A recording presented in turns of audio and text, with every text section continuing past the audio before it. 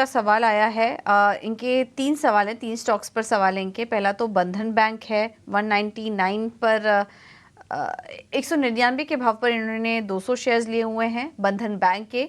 और इसके अलावा साउथ इंडियन बैंक भी है इनके पास, 585 शेयर्स लिए हुए हैं, 34 रुपए के भाव पर इनकी खरीद है। तो 2 स्टॉक से वैसे सवाल तो और भी है, लेकिन बंधन बैंक पर राय दिलवा देते हैं और साउथ इंडियन बैंक पर भी राय दिलवा देते हैं, क्योंकि दोनों इनको नुकसान हो रहा है।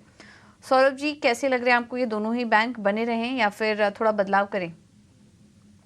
देखिए, बंधन बैंक उतना अच्छा नहीं है, नतीजे भी वहाँ पर कई क्वार्टर से नरम आ रहे थे। कंपनी के एनपीए को लेके बाज़ार हमेशा थोड़ा चिंता में रहता है और अभी रिसेंटली जो इनके कंपनी के एमडी थे, उनके स्टेप डाउन के बाद हमने फिर पुनः सेलिंग प्रेशर आते हुए देखा, क्योंकि कमान कौन सँभालेगा जो मेजर बैंक की, तो उसके ऊपर अनिश्चितता आते हुए और सेलिंग आते हुए देखी स्टॉक में। समझता हूँ इसमें से आपको निकल जाना चाहिए। इसके अगर यहाँ से बैंकिंग क्षेत्र में पैसा लगाना चाहते हैं, तो ICICI bank, axis bank, bank of Maharashtra ज़्यादा अच्छे बैंक रहेंगे। साउथ इंडियन बैंक एक छोटा बैंक है, लेकिन जो बैलेंस शीट है वो ठीक है। चाहे तो आप उसे होल्ड भी कर सकते हैं।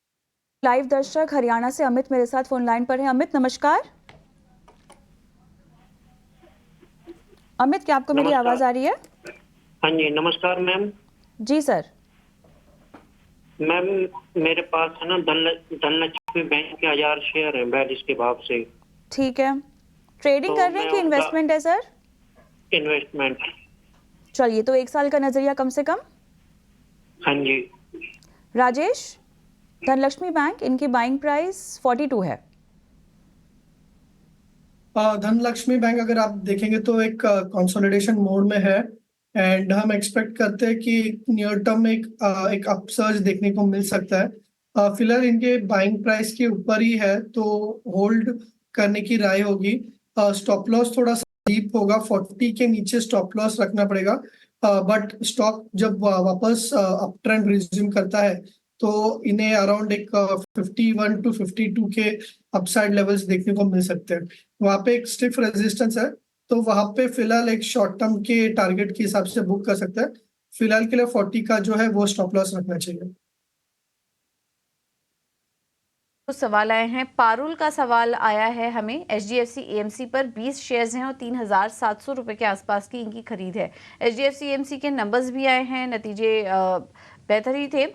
स्टॉक पर नज़र डालें एचडीएफसी एएमसी के, तो फिलहाल इनको नुकसान हो रहा है और ज़्यादा नुकसान नहीं है, हाल फिलहाल की खरीद है, लेकिन इनकी खरीद से थोड़ा नीचे आ चुका है ये स्टॉक।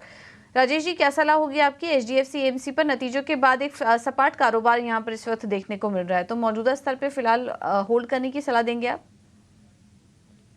डेफिनेटली होल्ड रख सकते हैं। कोई मेजर ट्रैक्शन देखने को नहीं मिल रहा लास्ट 1 मंथ से, but overall charts higher time frame में अगर देखें तो पॉजिटिव है।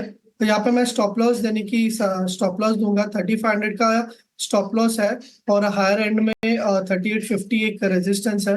वो अगर क्रॉस करता है तो वापस एक मतलब अप ट्रेंड में कंटिन्यू रहेगा। तो स्टॉप लॉस के साथ होल्ड रखिए। अभी भी अप ट्रेंड में ही है स्टॉक।